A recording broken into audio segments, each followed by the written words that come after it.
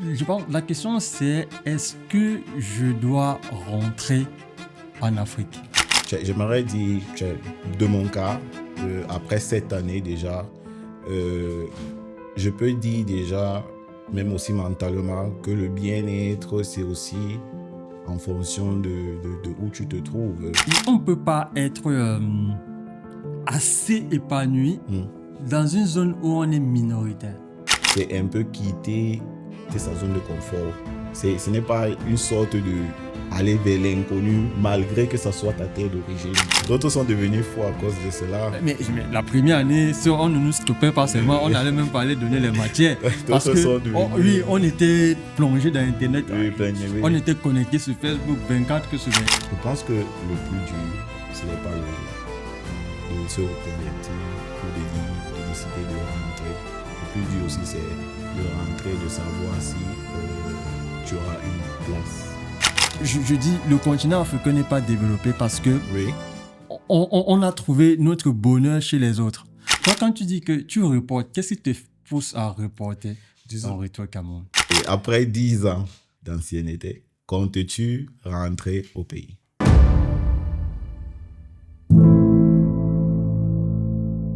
Bonjour tonton. Bonjour Achille. Comment tu vas? Je vais très bien. La semaine a été? Bonne semaine. Ok. C'était une semaine agréable. Et chez toi? Non, ça va, ça a été. Ça a été. On parle de quoi aujourd'hui? Aujourd'hui, on parle du retour au pays. Le retour au pays. Et j'aimerais directement entrer avec une question. Et après 10 ans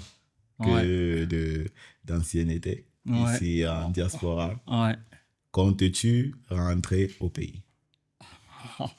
C'est une question... tu pouvais déjà me la poser bien avant, il y a 5 ans. Hein. Ouais. Moi, j'ai toujours... Je ne veux pas dire toujours, mais dans mes projets... à court terme même, rentrer au Cameroun, parce que c'est le pays que j'aime, je kiffe. C'est un pays que j'aime beaucoup. Et toi également, je pense que tu as déjà fait plus de 5 ans. Oui, je suis déjà à ma 7e année. 7e année? Ouais, déjà 7e année?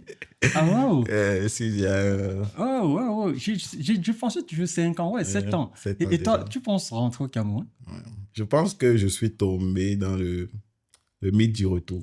Le mythe du retour, ça te dit? Le mythe du retour, c'est-à-dire, après 2 ans, généralement, on a cette ambition-là de rentrer au pays, peut-être pour commencer un projet, peut-être commencer à dire, bon, ok, quelles sont les initiatives pour rester. Ouais. Mais après ces 2 années-là, tu tombes sur la réalité. Demain, c'est comme ça que tu fais que projeter, reporter. Et jusqu'à maintenant, je ne sais pas si je rentrerai au pays ou pas. Donc, c'est ça le mythe du retour. Ok. Mais toi, quand tu dis que tu reportes, qu'est-ce qui te pousse à reporter ton retour au Cameroun?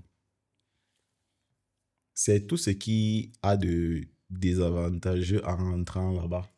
Donc, si on met sur une balance, j'ai plus d'avantages à rester ici que de rentrer. Tu le penses vraiment? Oui, du moins c'est pour l'activité ou le domaine d'activité dans lequel je suis. Si tu veux rappeler aux auditeurs, tu es dans quelle activité? Moi, je suis dans l'informatique. Je suis plus dans l'informatique assécurative, dans l'assurance. Ouais. Donc, je travaille pour la banque. Je vais taire le nom. Mais disons que les banques, c'est encore un monde très, très, très fermé au Cameroun. Donc, j'ai aussi entendu parler que là-bas, même les informaticiens, ils entrent par le nom. Le nom. Le réseau, tu veux dire? Oui, le réseau. Okay. Donc, généralement, au Cameroun, on dit ils entrent par le nom.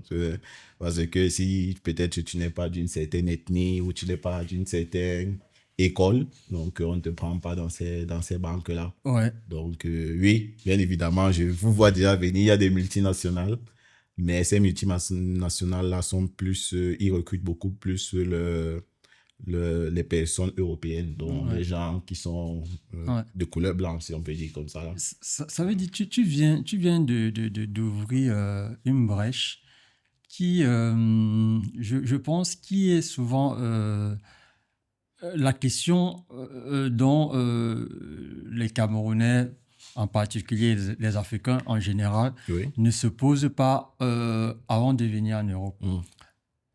Je pense la question c'est est-ce que je dois rentrer en Afrique? Si tu te dis je dois rentrer en Afrique, tu te poses la question avant d'arriver en Europe. Je pense que tes choix sont plus adéquats avec tes projets futurs. Je prends un exemple. Si tu dis que tu veux rentrer au Cameroun, mais tu fais une filière comme la science politique, Oui. ici en Italie, c'est évident que rentrer pour toi, ça sera compliqué. Compliqué, c'est vrai. Ou si C'est tu vrai. fais même infirmerie, hein, c'est vrai, faire infirmerie en Europe, c'est pas la même chose que faire infirmerie au Au Cameroun. Cameroun, c'est vrai. Le C'est salaire vrai. est très bas au Cameroun et ce salaire ne te permet pas d'avoir un style de vie considérable. Par rapport à ces infirmiers qui sont ici, là, Qui gagnent assez beaucoup, assez oui. très bien, Rapp- assez bien oui, leur oui, vie. oui. Rappelons que quand même que le domaine, si on veut se concentrer principalement en Europe, c'est un domaine qui est beaucoup payé. Le domaine médical, quoi. Oui, Du moins, même au Cameroun, c'est beaucoup payé, mais les infirmiers, quasiment, ils ne prennent rien. Donc, je disais, c'est la question qu'il faut se poser déjà au départ, avant de quitter le Cameroun. Est-ce que on compte rentrer? Si on compte rentrer, il faut que nos choix de vie soient adaptés avec ce projet de rentrée au Cameroun, ou en Afrique en général. Du moins, oui, c'est vrai. Mais outre justement ce mythe du retour-là, il y a aussi probablement aussi le regard des autres. Parce que le benguiste, entre guillemets, le benguiste, c'est celui qui vit en Europe, qui décide de rentrer au pays, peut-être pour organiser ou pour développer un business. Généralement, en Afrique, on dit qu'il a raté sa vie en Europe. Donc, du moins, beaucoup de personnes portent ce regard-là pour dire que, ah non, il a été chassé, ou il n'a plus de papiers. Donc, quel est ton point de vue par rapport? Bah, si je dois donner un point de vue, ça serait un point de vue selon ma situation de diaspora, Ok. de personnes vivant à l'étranger. Quand on entreprend rentrer, je pense qu'on le fait d'abord pour nous. On ne le fait pas pour les autres. Oui. On le fait pour nous. Parce que soit on a trouvé qu'il y a plus d'opportunités en Afrique, Oui. soit on pense que c'est là où on se sent le mieux. S'il y a des regards des personnes qui ne connaissent pas la réalité des choses, on ne peut que dire que on ne peut que s'en foutre. Hein. C'est tout. Le regard des autres, c'est pas important. C'est mettre notre bien-être au centre des choses. Même le regard de notre famille importe peu.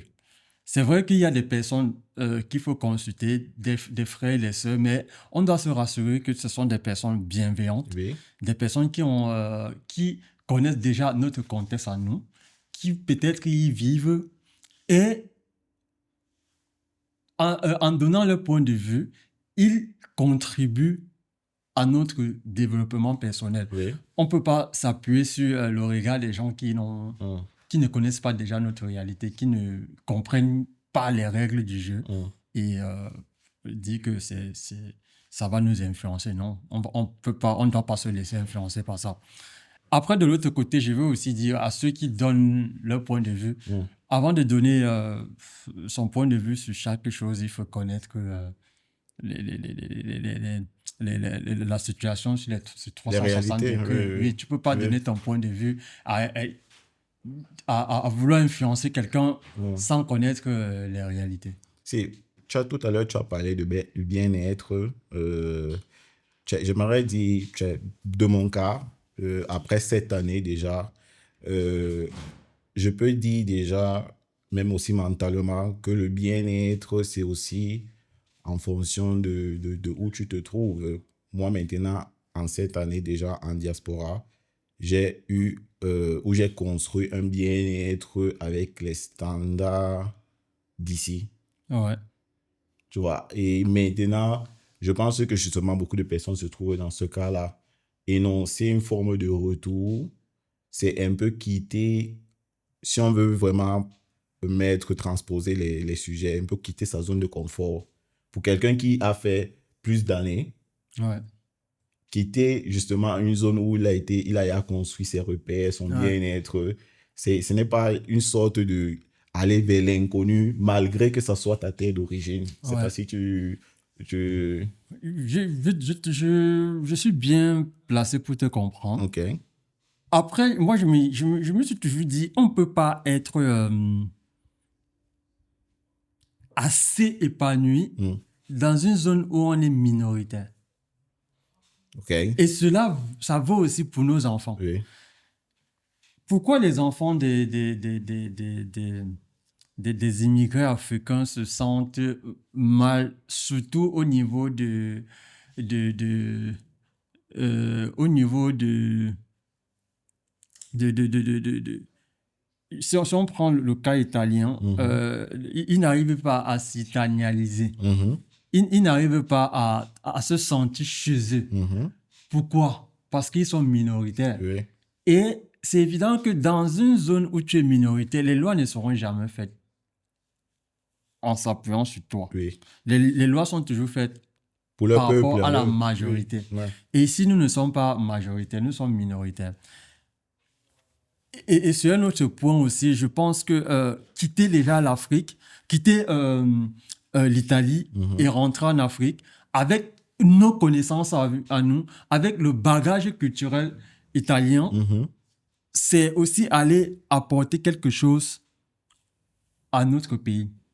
Tu vois pas, les connaissances que tu as, Mhm. ça peut servir au Cameroun. Oui. C'est également les miennes. Mhm. Donc, laisser tout ça, dire qu'on reste, comme tu as dit, dans sa zone de confort. Tu dis bien zone de confort. Tout ce qui est dans la zone de confort ne grandit pas. Si ton cerveau est dans, est dans sa zone de confort, il ne grandit pas.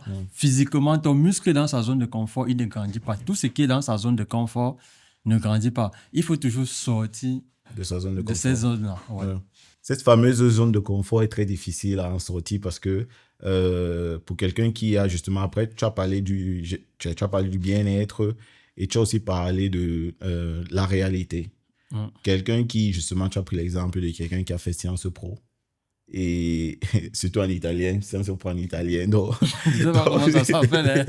C'est Scienza. donc oui, Scienza, I non, don't know. ça, tu vois. Je sais Donc, pas, ouais. quelqu'un qui, justement, a pris Scienza, Sciences Po en italien dessus, quoi, lui n'ayant pas ou ne voyant pas quel apport il peut apporter, sachant que, voilà, il s'est arrêté peut-être à la licence et il trouve un petit job ici, là.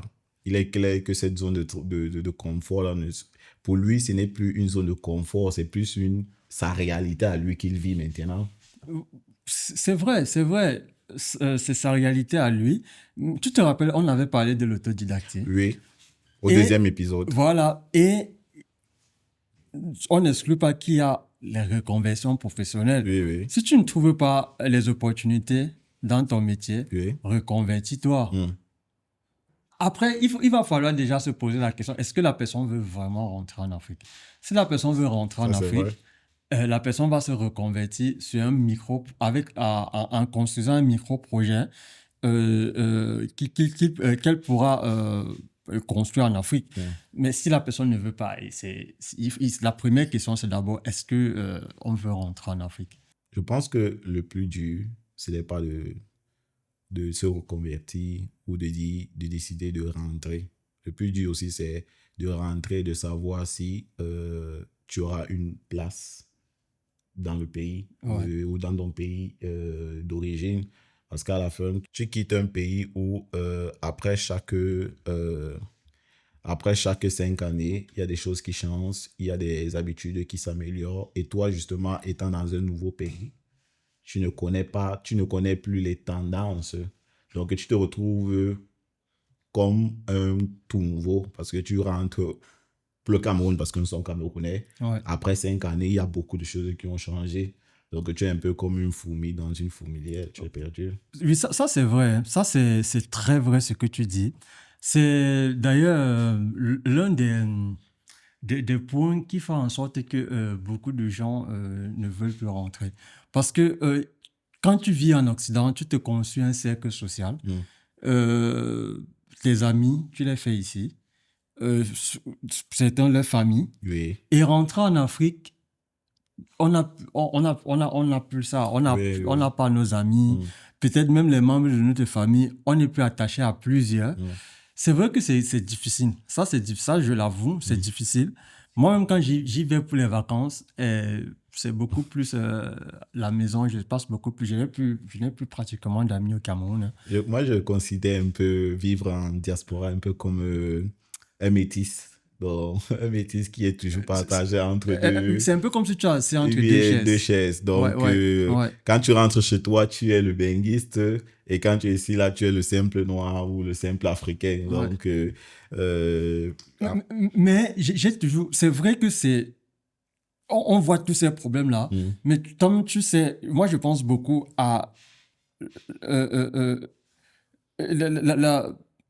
l'importance pour un individu de laisser quelque chose sur cette terre.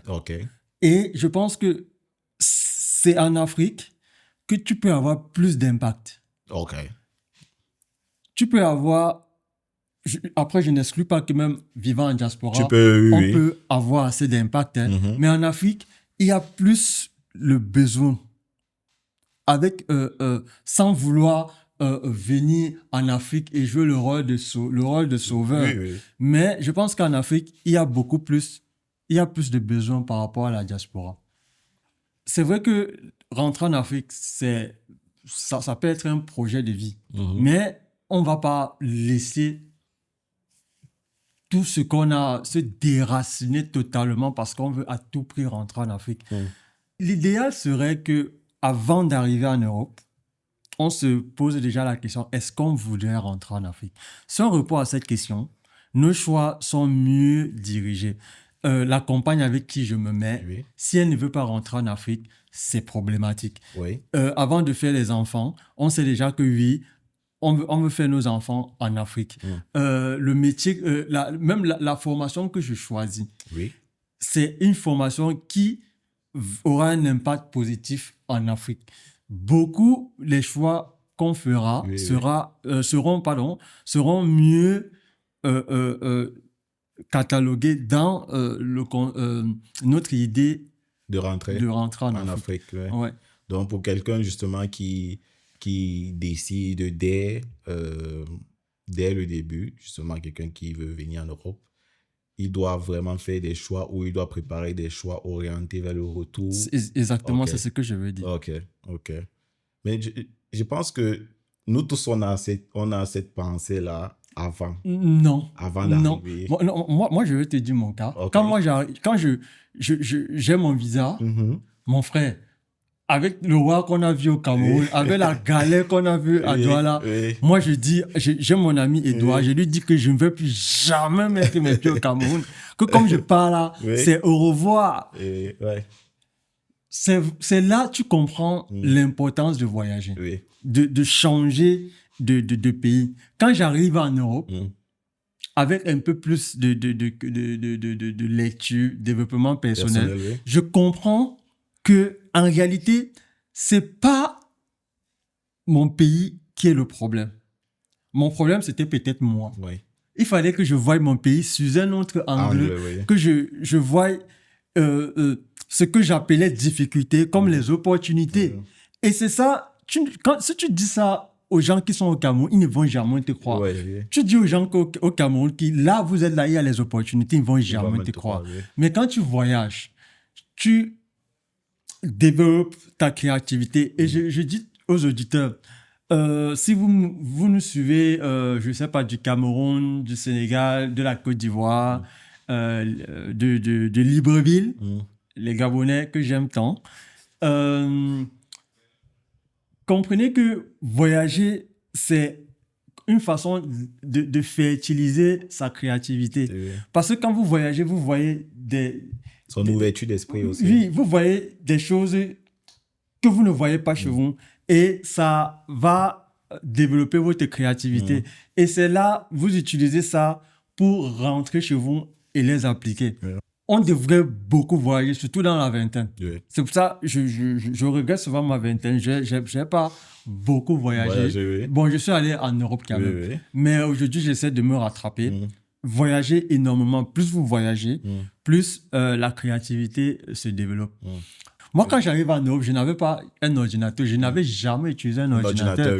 Moi, je pensais que Internet, c'était un tube. C'était l'escroquerie parce que je n'avais jamais vu une vidéo sur YouTube. Hein. Moi, quand on parlait de YouTube, je disais, mais comment? Parce que je n'avais jamais vu le net que j'avais au Cameroun, c'était Café. Ça m'avait jamais permis de lire une vidéo YouTube. Quand j'arrive en Europe, j'ai Facebook. Tu as accès à Internet 24 sur 24. J'ai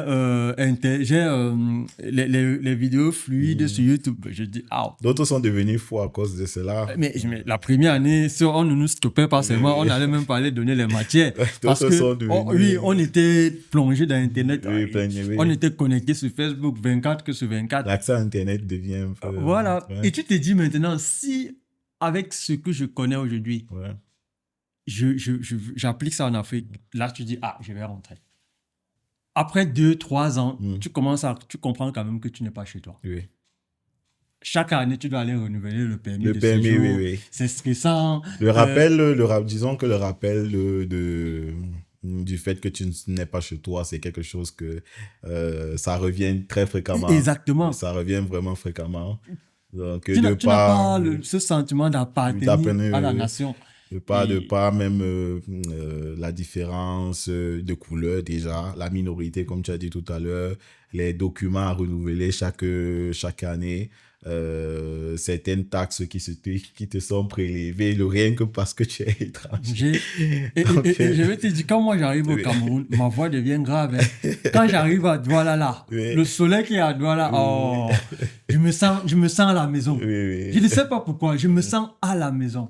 Mais après, je pense que c'est juste pour un instant. Parce que après, plus tu fais du temps, plus tu te rends compte que tu es chez toi, mais tu n'es pas totalement chez toi. Ce sentiment-là. Fais Paris ou Rome, Douala. Dans l'avion, les gens sont excités. Tu vois comment les gens se lèvent. Donc, c'est comme si ils veulent même pousser l'avion que ça arrive avant. Tellement ils sont contents. Les gens regardent, les gens sont... Mais tu sens, les gens ont marre de vivre à l'étranger. Ça se voit. Il faut voyager, tu vas voir. Mais en réalité, je pense que c'est pour l'instant des vacances. Non, même pas. Pourquoi les gens... on pense toujours que ce sont les vacances. Souvent, les gens ne rentrent pas totalement. Pourquoi? Je vais te dire, souvent, on n'a pas bâti un plan. On n'a pas bâti un plan et on n'a pas construit ce milieu-là qui va un peu s'approcher au milieu européen. On veut pas rentrer en Afrique et vivre dans la précarité. Bien évidemment. On se dit, ok, je peux pas laisser mon chauffage, ma clim ici, mais sinon, côté culturel, côté social, on se sent mieux. Oui, c'est mieux dans ton pays, dans ton pays d'origine.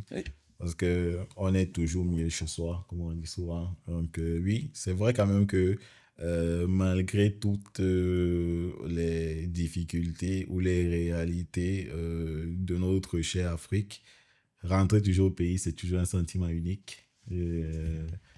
Un sentiment unique qui est très rare, que seuls ceux qui font les allers-retours Afrique-diaspora ressentent. Donc oui, sur ce cas-là, justement, me vient une question. Si principalement tu avais les mêmes avantages, les mêmes bénéfices que tu avais ici, serais-tu déjà en Afrique ou serais-tu déjà... Déjà, moi, je vais te rappeler. Ok. on dit les mêmes avantages. C'est vrai que en Afrique, il y a rien, qui dépasse ton bien-être. Ok.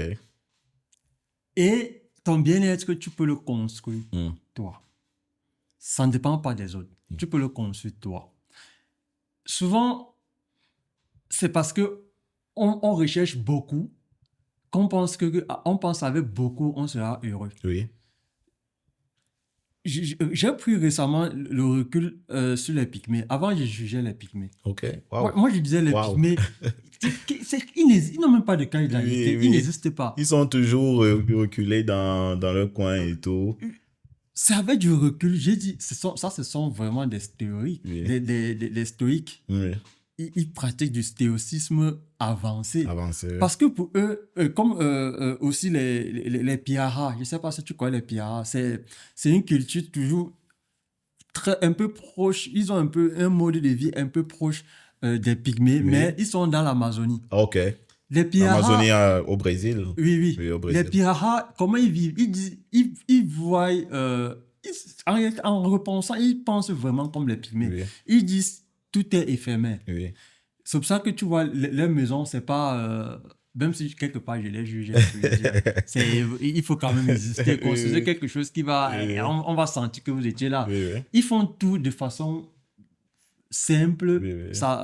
Ils construisent des cases qui font peut-être 2 mois. Ça se gâte et ils abandonnent. Oui. Ils vivent comme si un démon n'existait pas. N'existait pas. Oui. Et je pense que si on va copier un peu ce côté chez eux, dit qu'on peut rentrer au pays et vivre une vie simple, on peut se projeter déjà.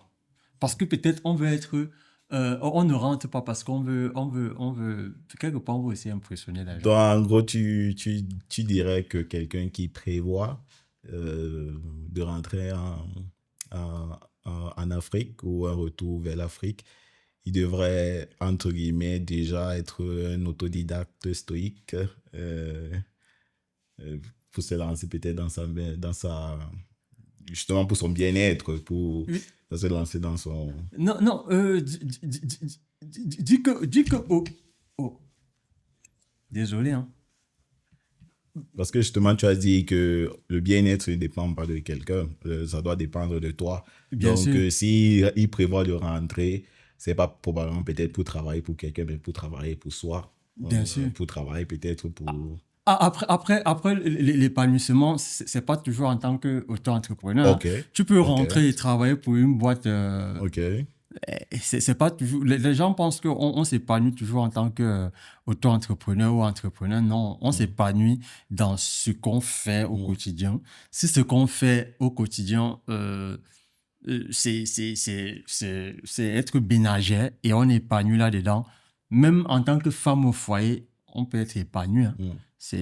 Il faut pas toujours penser que c'est parce qu'on réalise des grandes choses comme Elon Musk qu'on est épanoui. Basta que ce que tu fais te rend heureux. Notre bien-être donc dépend de notre réalité. Exactement. Et je me dis, je pense qu'il y a beaucoup de personnes ici en diaspora qui peuvent rentrer en Afrique et vivre une vie simple et exercer le métier qu'ils voudraient exercer et gagner leur vie, pas de façon à impressionner les gens, mais vivre étant équilibré. Je pense que justement, ça revient en fait sur ces personnes-là justement qui décident, malgré le fait qu'ils ont la capacité de rentrer, décident quand même de ne pas rentrer. C'est peut-être aussi lié par l'un des points qu'on a on a dit dès le début, peut-être le regard des autres. Le fait d'avoir toujours ce statut de benguiste, je t'ai dit, en réalité, il faut s'en foutre. Hein. Okay. C'est les autres, c'est le regard des autres.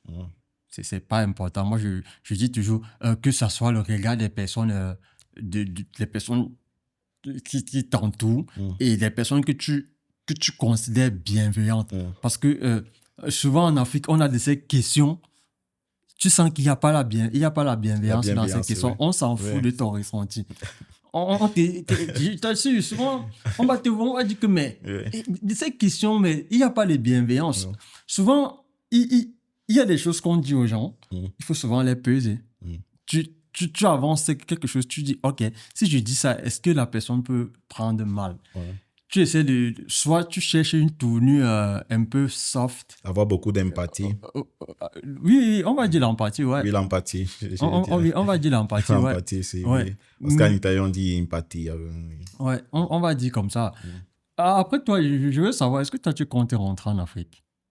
Oui, je compte rentrer en Afrique. Mais pourquoi ce rire, ce sourire? Parce que c'est une question qui, je pense que nous tous en diaspora, c'est une question très existentielle. On se le pose tout le temps. Le retour en Afrique, rentrer pour y vivre et travailler ou rentrer pour faire sa retraite. Non, mais je pense, toi, tu le dis pour toi. Oui. Tu le dis pour toi personnellement ou tu globalises la diaspora? Non, je le dis pour moi et après je globalise. Donc, toi, tu comptes rentrer en Afrique? Oui, je compte rentrer. Je compte définitivement rentrer en Afrique. Pendant ta retraite ou c'est dans ta jeunesse? Pendant ma jeunesse, non, parce que il y a beaucoup de paramètres qui m'empêchent de rentrer et peu de connaissances aussi parce que je ne connais pas totalement les réalités ou les nouvelles réalités du Cameroun. Donc, je ne Mais pourrais si pas. tu dis que tu ne connais, c'est pas dans ta vie, est-ce que tu seras, je sais pas, tu vas connaître ces réalités-là? Oui, mais justement, connaître ces réalités-là, c'est justement faire un retour de façon temporaire dans les vacances, Et justement, 1 mois en Afrique, 2 mois en Afrique, pour voir tâter, comme on dit, tâter le terrain un peu. Tâter le terrain aussi, c'est très important pour voir aussi, peut-être dans le domaine d'activité, dans lequel peut-être tu voudrais, ou je voudrais exercer aussi.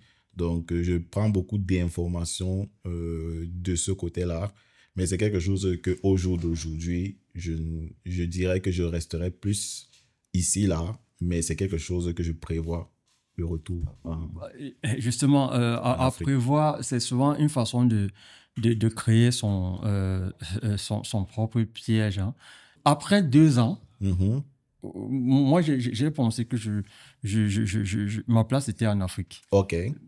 Malheureusement, j'avais déjà conçu mon quotidien comme un Européen.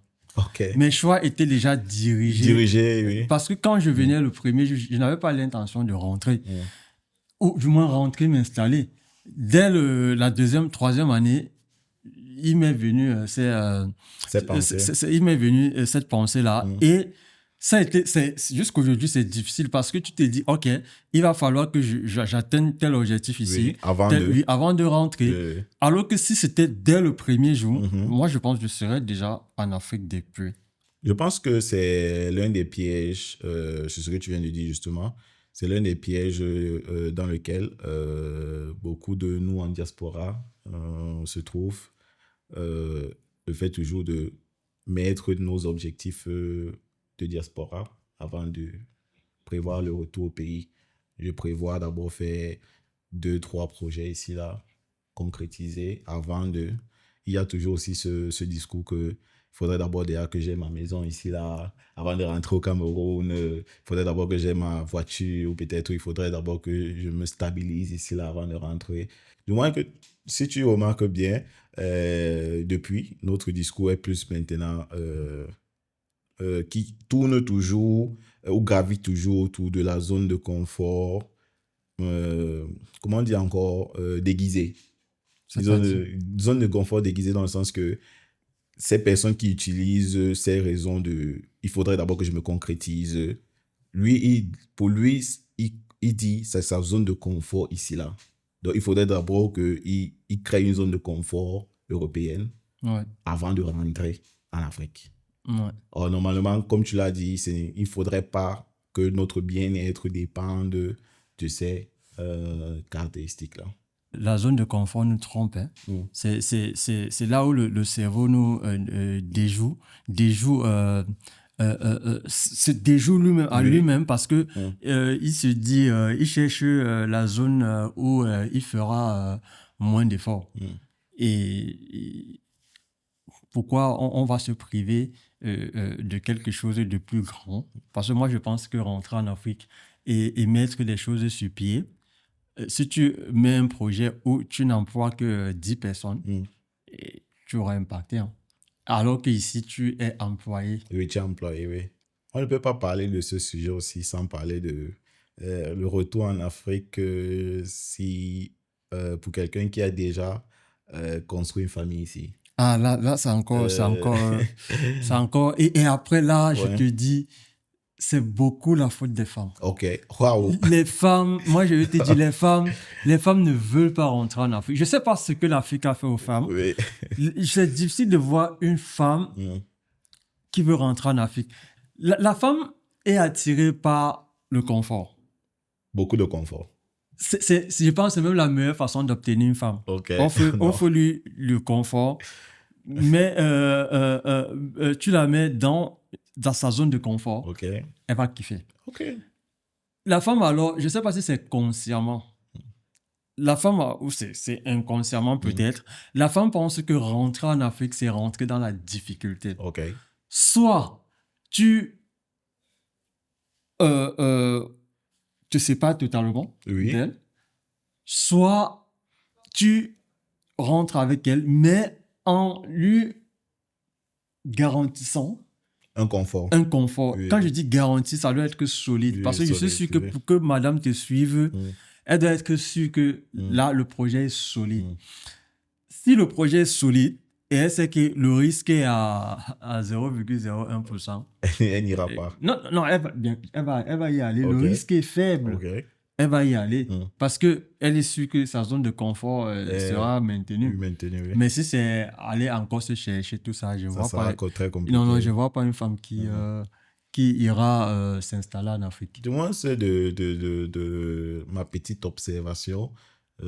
Beaucoup de personnes justement qui ont prévu faire un retour en Afrique, déjà avec la famille, ça a toujours été entre guillemets un échec, soit par le désaccord de la femme, ou peut-être aussi par la personne qui ne voulait pas quitter tout ce qu'il a eu à construire ici pour retourner en Afrique. Donc, je ne pense pas que pointer directement le doigt en disant que c'est majoritairement la faute des femmes. Généralement aussi, c'est pour un homme, il ne veut pas quitter sa zone de confort, il ne veut pas quitter tous les paramètres qu'il a déjà laissés. Non, mais est-ce que quand l'homme, c'est pas comme si l'homme veut rentrer en Afrique, après il dit, ok, j'ai ma zone de confort. Non. L'homme déjà, moi, les hommes, régulièrement, en majorité, veulent rentrer. C'est pas les zones de... Si un homme n'a pas cet attachement familial, l'homme régulièrement est attiré par l'aventure. S'il n'a pas cet attachement familial, c'est plus facile, je dis bien, c'est plus facile pour lui de rentrer. Un homme peut carrément laisser son métier. S'il ne se trouve plus épanoui dans son métier, il laisse son métier et rentre. Mais s'il est marié déjà avec 4 ou 5 enfants, et les 5 enfants, tu as peut-être... les 5 enfants, tu as peut-être 2, 3 qui ont 15 ans. Qui sont déjà grands. Oui, comment tu fais? Ils ont déjà...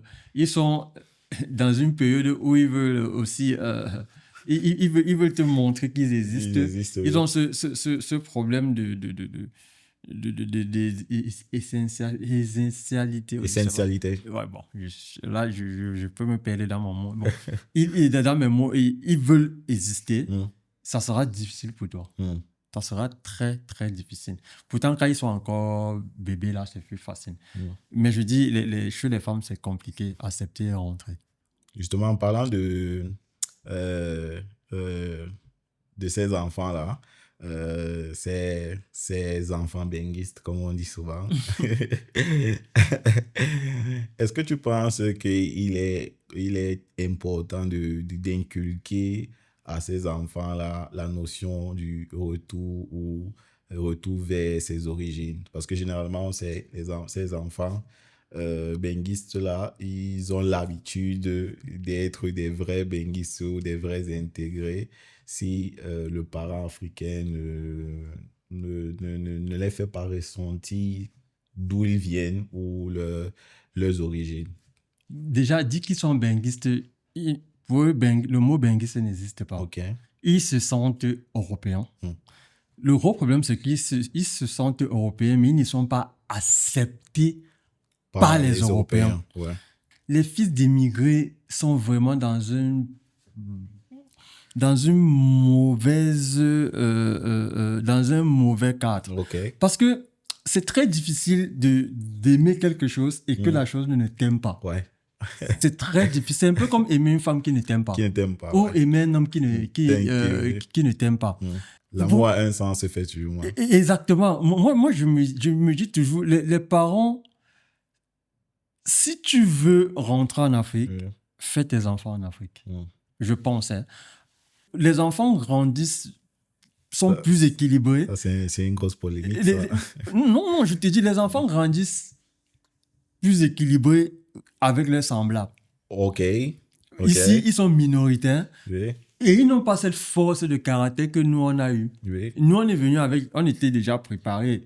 Et pour nous...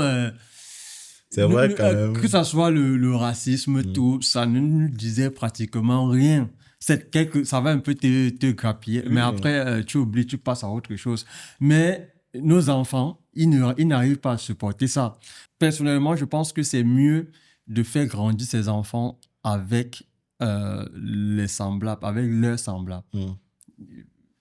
Moi, je pense que notre force de caractère, ce n'est pas en réalité notre force de caractère, c'est plus notre peur de s'exprimer. Dans le sens que n'étant pas dans notre pays, d'office, nous qui venons de la diaspora, on vient avec cette dynamique-là que si tu t'exprimes trop ou si tu plaides pour tes valeurs, ça ne va jamais aboutir parce que tu n'es pas dans ton pays. Donc, moi, je ne considérais pas que ça, c'est totalement une force de caractère qu'on a eue, mais plus la peur de s'exprimer. On te cloue le bec, oui. Mais tu te tais quand même et tu avances. Ça nécessite du caractère. Oui. On te dit tais-toi, mais tu te tais, mais tu avances. C'est ce que les fils, nos enfants n'arrivent pas à faire. Oui. Ils veulent s'exprimer. Oui. Et quand ils sont étouffés, ça va carrément en vrille. Parce que tu vas voir les enfants, surtout à Paris. Moi, récemment, j'étais à Paris. Qui sont beaucoup plus dans la drogue, ce sont les fils d'émigrés. Qui sont beaucoup plus en prison, ce sont les fils d'émigrés. Pourquoi? C'est souvent ce problème de ne pas connaître sa place ou... Non, ce n'est pas qu'on ne veut pas connaître sa place. Ce n'est pas qu'on ne veut pas connaître sa place, mais on sait qu'on est rejeté. On réclame une place oui. qui ne nous est pas acceptée. Mais quelqu'un, justement, qui est né ici et qui comprend plus la réalité d'ici, il est normal qu'il se batte pour ses droits, si on peut dire comme ça, par rapport à nous qui sommes venus et on ne pouvait pas parler. Je vais te poser une question. Oui. Je construis ma maison. Ouais. Tu es mon neveu. Oui. Tu me dis, ok, tonton, je vais venir vivre chez toi pour, on va dire, 1 mois. Oui. Parce que nous, quand on vient comme étudiant. Oui, hein. oui. Donc, je vais venir vivre pour toi. Je viens faire les études, après, je vais m'en aller. Oui. Je t'accepte chez moi. Par hasard, chez moi, tu fais tes enfants. Tes enfants, ils disaient que non, la maison, c'est notre maison maintenant. Non, mais vous dégagez. Non, pour ça, je comprends les Européens. Hein. Oui. Je comprends les Européens. Après, le problème, ce n'est pas les fils d'émigrés.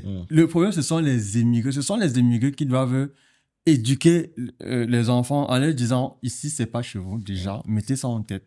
Parce que ne pas dire ça aux enfants, c'est participer au désordre mental, à la non-construction du caractère des enfants. Parce que si tu dis ça aux enfants déjà, à la base, qu'ils ne sont pas chez eux, je pense des enfants, quand ils grandissent, nous-mêmes quand on grandit, on sait qu'on n'est pas chez nous. Oui. C'est pour ça qu'on cherche toujours à garder le lien avec la terre natale. Et c'est un support très, très fort dans la construction de notre caractère.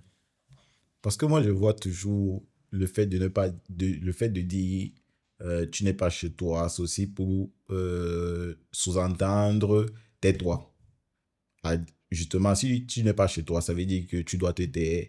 Si peut-être quelqu'un viole tes droits, Non, si quand on on dit doit tais-toi, voir. ça n'empêche pas de donner son avis.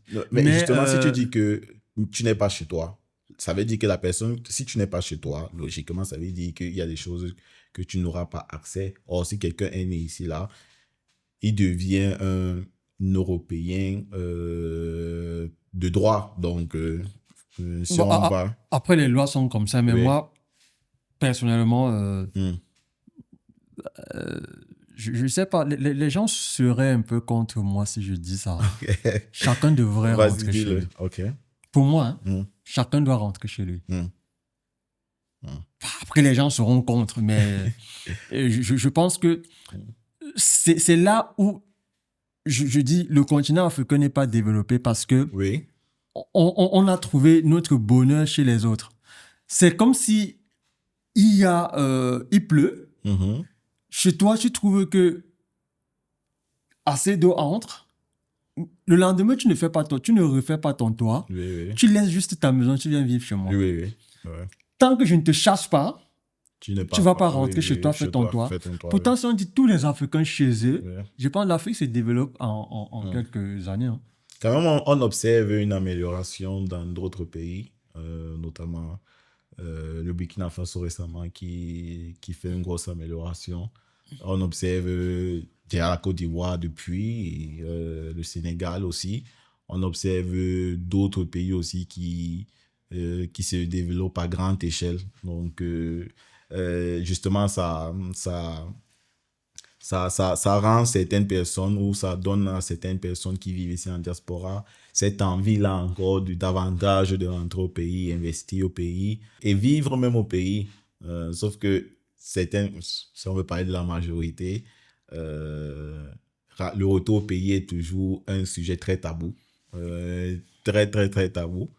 Ça semble très ouvert comme sujet, mais tu vas arriver dans chaque maison d'immigrants ici, là. Tu vas voir d'autres ont déjà leur zone de confort ou leur paramètre déjà bien installé ici, là, qui fait en sorte que rentrer au pays est tellement difficile. Vous, en commentaire, dites-nous d'où déjà vous êtes et quand est-ce que vous comptez oui, quand est-ce que vous comptez rentrer au pays. Dites-nous plus ou moins qu'est-ce que vous voudrez faire aussi au pays, quelles zones d'activité, quelles zones vous aimeriez qu'on développe. Et après, je pense aussi qu'on se trouvait piégeant. C'est-à-dire? On se trouvait piégé. Tu vas voir, tu as 50 ans. OK. Tu n'as plus les amis en Afrique. Tu n'as pas une maison en Afrique. Oui. Tu n'as rien fait au pays. Pourquoi tu vas rentrer? Non. Quelqu'un qui est dans cette situation, moi-même, je comprends. Tu rentres, fais quoi? C'est comme j'ai vu l'autre jour un papa qui à l'église, je partais remettre un colis et il sortait de l'église. Ça allait, je disais, mais à l'église, toi tu es un garçon de cœur maintenant. Maintenant, tu allais remettre juste un colis. Oui, j'allais juste remettre un colis, il s'est pas entré et tout. Et il sortait, il me voyait, il m'a demandé mon âge. Il m'a dit que waouh, tu es encore jeune et tout.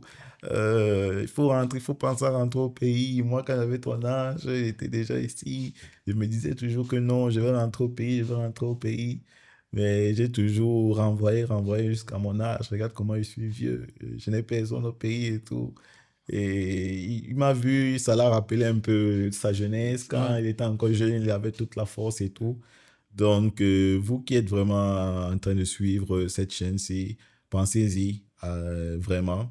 Pensez-y quand est-ce que vous voulez rentrer au pays, quoi faire et comment vous pouvez améliorer le secteur d'activité dans lequel vous voulez exercer au Cameroun ou en Afrique. En tout cas, dans mon cas, je vais rentrer dans mon pays, le Cameroun.